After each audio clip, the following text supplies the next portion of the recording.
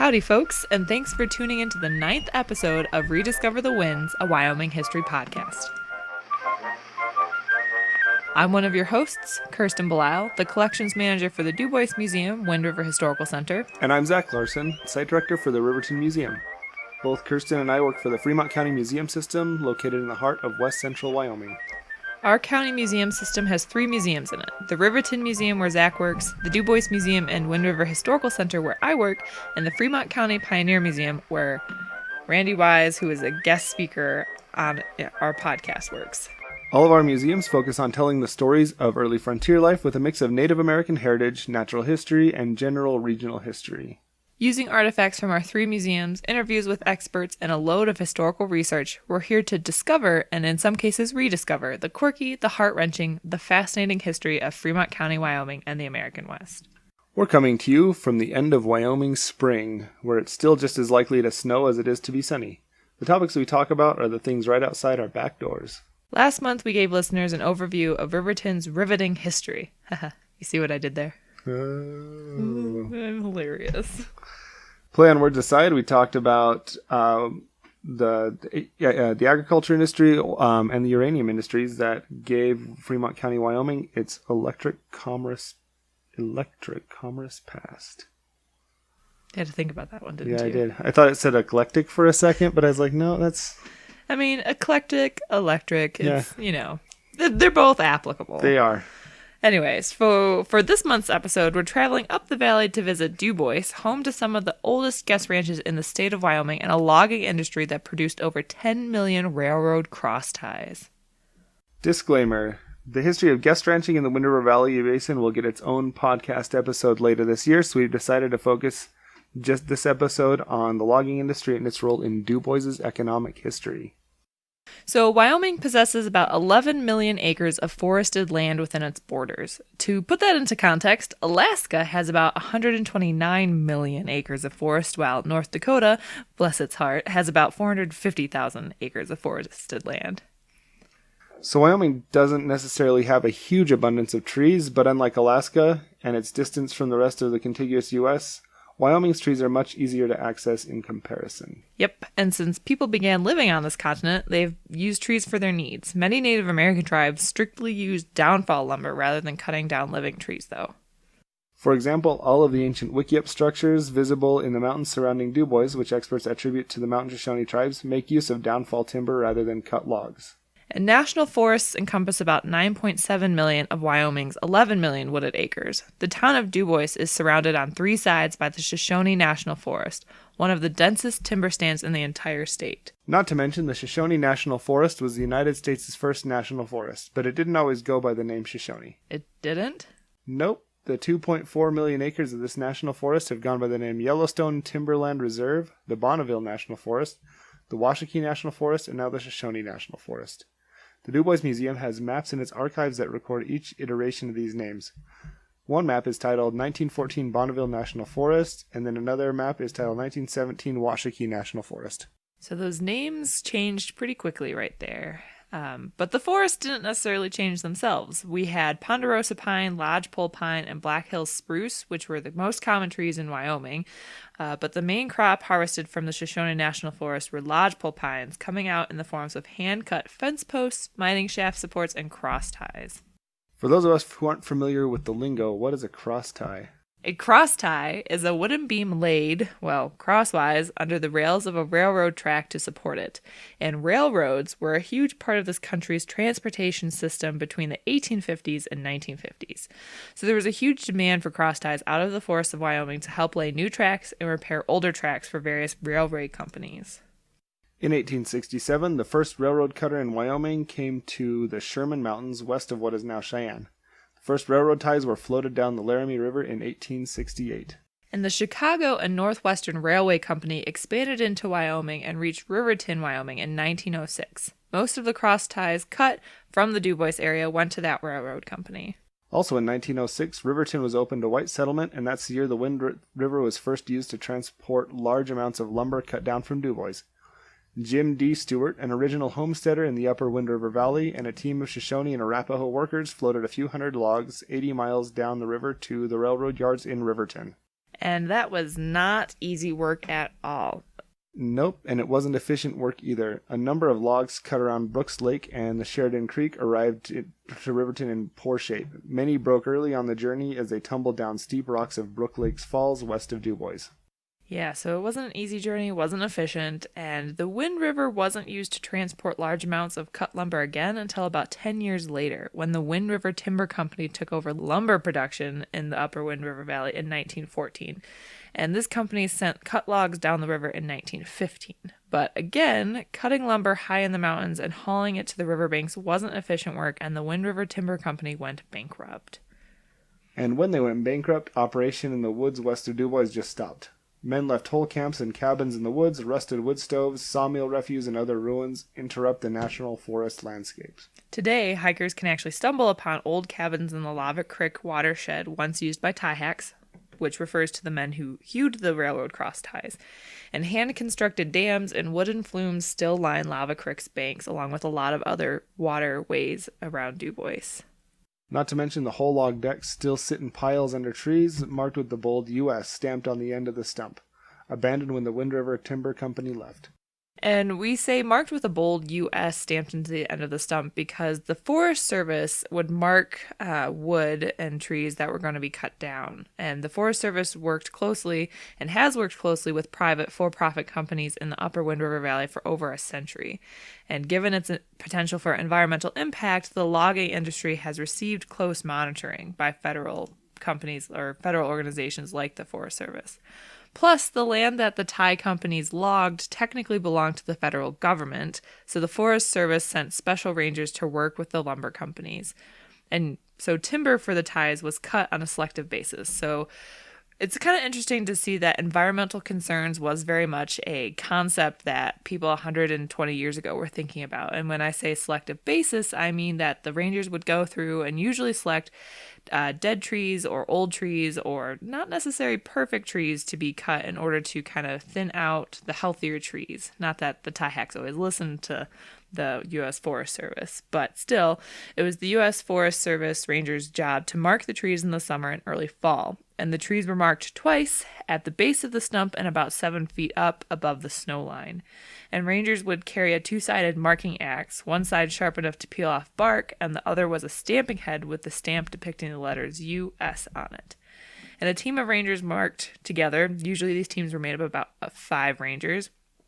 And each ranger would take a 75 to 100 foot strip of trees and would mark an average of 600 trees per day. So, and it's interesting, old timers around Dubois tell modern people about their days as kids when they used to walk through the forest west of Dubois and find little metal nails with US stamped on their heads hammered into trees.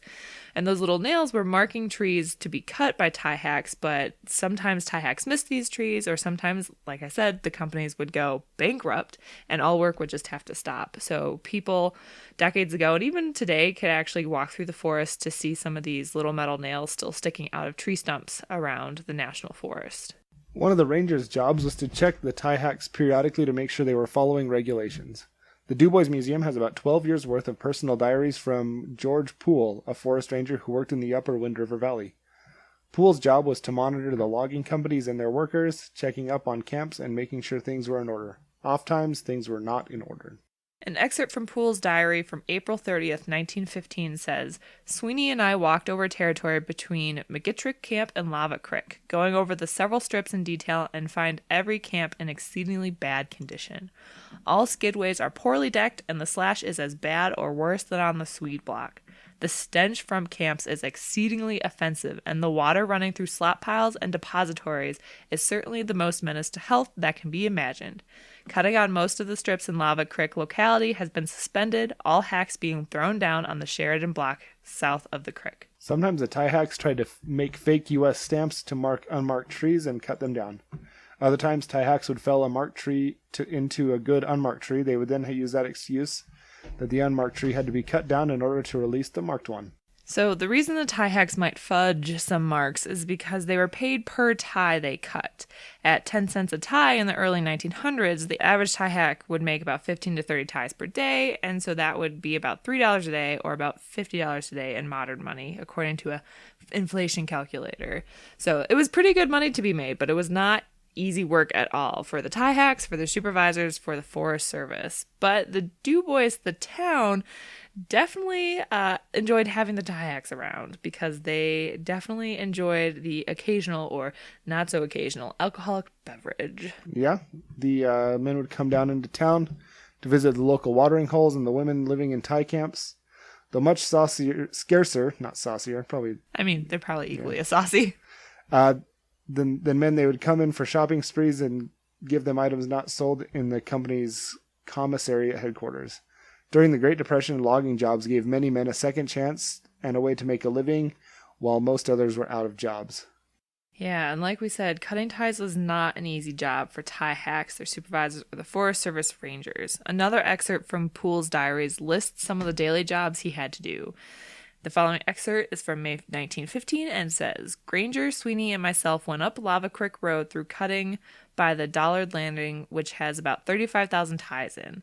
Stopped at Forest Service cabin, looked over flume that company has put there. From there to McClahan Park, inspected fire toolbox there, and went through cutting in that vicinity. In the afternoon, Granger, Sweeney, Spettle, and myself went down to Sheridan Block and did some marking, Granger demonstrating about the system to be used. So tie hacks were not only in charge of cutting ties to be sent down to Riverton, but they actually also helped the Forest Service spot fires, fight forest fires, and do a lot of other monitoring that was required in the National Forest Service. So that excerpt that we just read came from May 1915, but it wasn't a year later that Poole was witnessing another logging company going out of business. Still, the prospects of profits for the thick timber stands west of Dubois meant that it didn't take long for another company to take over the logging business in the Upper Wind River. The Wyoming Timber Company took over operations in about 1915, and Poole continued to do his Forest Service work with them. And just for references, Poole actually came up out of Lander at the Forest Service headquarters, and he would travel every few weeks up to Dubois and up to the tie camps, which was not an easy feat because the road between Lander and Dubois was nothing but dirt roads, and he would usually ride a horse or occasionally be lucky enough to get a car to drive him up or a wagon to drive him up. But he was just one of many Forest Service rangers that worked with the tie hacks in the mountains. Well, unfortunately, the new company had the same problems that their predecessors had. The rivers were unruly as ever, and with the United States now entering into World War I, the government had taken over railroads for wartime transportation, leaving many private tie companies in financial straits. One good thing that the Wyoming Timber Company did was hire a man named Martin Olson, a Norwegian with sharp blue eyes and a no-nonsense personality that helped him take charge of a badly managed tie drive. And just for a little background information, Martin Olson, as a Norwegian, was not all that unusual. Most tie hacks working west of Dubois were actually Scandinavian. And that might have been a combination of a few reasons, but one of them was the fact that a lot of Scandinavians from countries like Norway and Sweden, they grew up in the woods. They were pretty much bona fide lumberjacks coming right out the bat, and they emigrated to the United States and found work doing what they already knew what to do, and that was to cut trees. And so Martin Olson was one of many Scandinavian tie hacks in the forests west of Dubois, but he was the one lucky enough to become woods boss, and he was able to use his instincts for logging, for rivers and things like that to help make a flailing company kind of survive. And it was Martin Olson who convinced Ricker Van Meter, the man who Wyoming Timber Company sent out west to analyze the company's finances in the Dubois area. And it was Martin Olson who convinced Ricker Van Meter that the operations in Dubois could be made productive, just with a little finagling. Ricker Van Meter was a boon to the flailing tie industry. He bought the Wyoming Timber Company, renamed it the Wyoming Tie and Timber Company, moved its headquarters from Lava Creek up to Dunwar Creek. Negotiated a loan from the Chicago Northwestern Railroad to finance the 1921 tie drive. With Martin Olson's logging knowledge and river whisperer techniques, Ricker Van Meter's business know-how, and Billy McLaughlin, the man in charge of the Riverton tie yard operations, the company was soon pulled out of debt. By the late 1920s, Wyoming Tie and Timber was the largest tie producing unit in the United States, with an average annual output of 670,000 ties and employing about 250 people.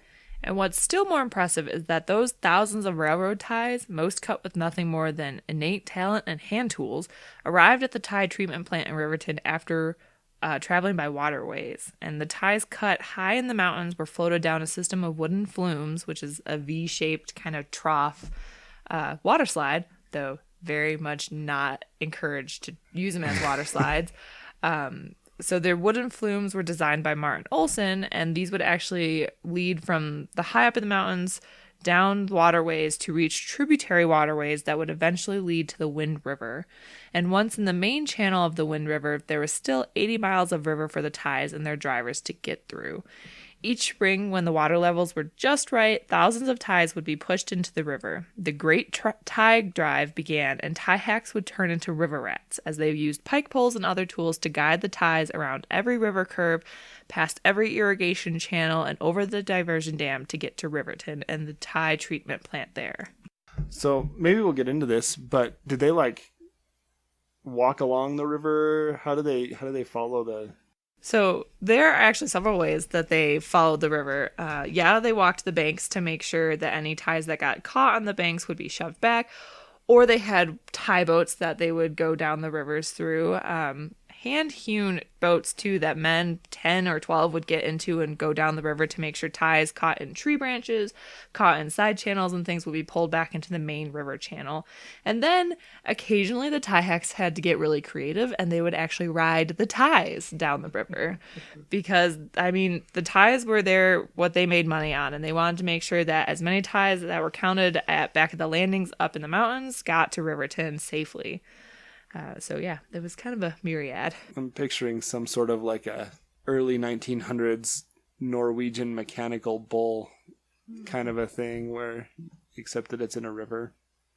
Yeah, it was not easy work. It was not necessarily the safest work. I'm pretty sure OSHA would have fits if they really knew what was going on in the past, but it was very dangerous. But they did have people, and a lot of retired tie hacks actually give credit to some of the... Martin Olson had a brother, Alfred Olson, and one tie hack actually talked about how Alfred Olson saved his life a few times because he got bucked off his wild bull of a tie that he was riding down the river. It took some talent. It took some interesting equipment. They would actually drive nails into the bottom of their boots to kind of create homemade cleats to hook into the logs that they would be walking over. And then you gotta imagine that they were really hungry after these after these days of work. They'd be working 10 hours a day. Yeah. And so they actually had a food wagon, a chuck wagon that would follow them along. And then every night they'd set up camp and the cooks would just cook pots and pots and Dutch ovens upon Dutch ovens of potatoes, of meat.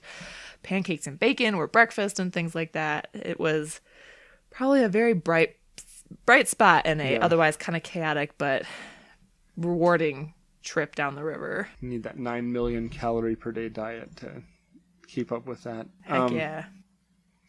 So I guess in the 1930s, hand-hewn tie traditions and river dives gained some more mechanized elements. Sawmills became powered by steam engines, skidding in during the winter and moved on slapshot rails during the warmer months, and then came diesel engines. Mechanized bulldozers also moved and stacked logs quicker than any man could. Yeah, so the tradition of hand-hewing ties with a broad axe, which was pretty much the key tool that these tie hacks used, was slowly dying off. Plus, a lot of these tie hacks had come to this country. They were getting older in age. So by 1946, the tie drive era was ending, and it was actually some of the last tie drives to be done in the entire state of Wyoming. And in 1946, Wyoming Tie and Timber ended up being sold. Ricker Van Meter was getting up in age. Martin Olson was getting up in age. Bill McLaughlin and all of those other people, they retired. They had done 32 years worth of tie drives and tie hacking in the Upper Wind River Valley, and they definitely deserved a break. So in 1946, J.N. Fisher, a Wisconsin lumberman, bought the company. And Fisher bought the company because he was looking for new sources of wood pulp for paper products. And he was utterly dismayed at the waste of lumber happening in the Upper Wind River Valley, as the only product being made during those days were ties. Fisher worked with the Forest Service to make the wasted slabs marketable, and Fisher was quoted saying early on, "I set 3 goals for myself. First, to eliminate the waste in wood. Second, to make ties. And third, to ship pulp wood. Fisher was one of many people who established sawmills outside of Dubois. While the demand for railroad cross ties had disappeared as railroads had become considered obsolete transportation methods in the 1960s, I guess at least for passengers. Yeah. The demand for wood construction purposes and wood pulp for paper products grew. And many tie hacks retired from the grueling work to become carpenters or building around the area. Some of the impressive buildings in the Upper Wind River Valley, still standing today, came from the hands of tie hacks. Tie hacks, for example, built the Simpson Lake Lodge cabins in the mountains south of Dubois, using construction techniques so unique that the cabins earned a place on the National Register for Historic Places, which was also featured in a Wyoming PBS documentary recently.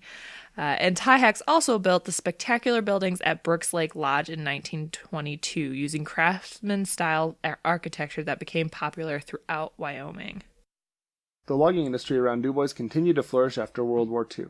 From the late 1940s into the late 1950s, lumber production increased more than threefold. Late in 1979, the demand for wood products was strong and lumber markets came to an abrupt end with the precipitous drop in U.S. housing construction industries brought on by historically high interest rates. Combined with a recession in 1980, environmental concerns, and an abruptly reduced timber availability from federal lands, logging capabilities dropped away and towns like Dubois lost jobs and population.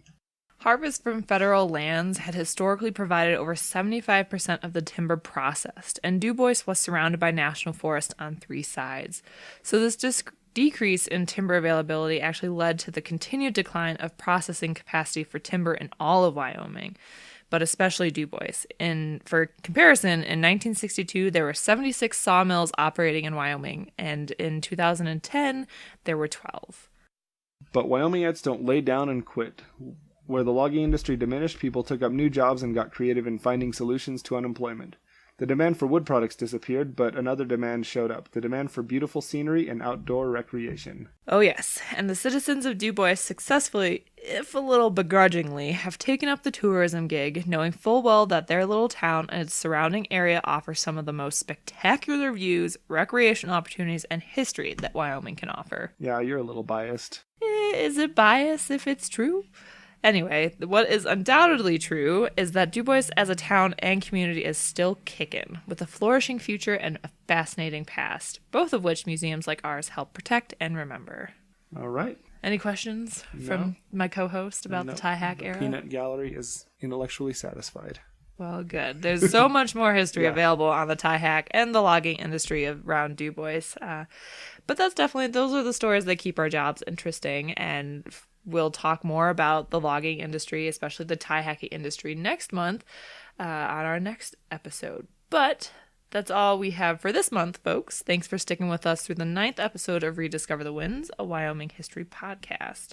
Next month, we're going to be talking about Camp Dubois, a German prisoner of war camp located just west of Dubois, Wyoming during World War II.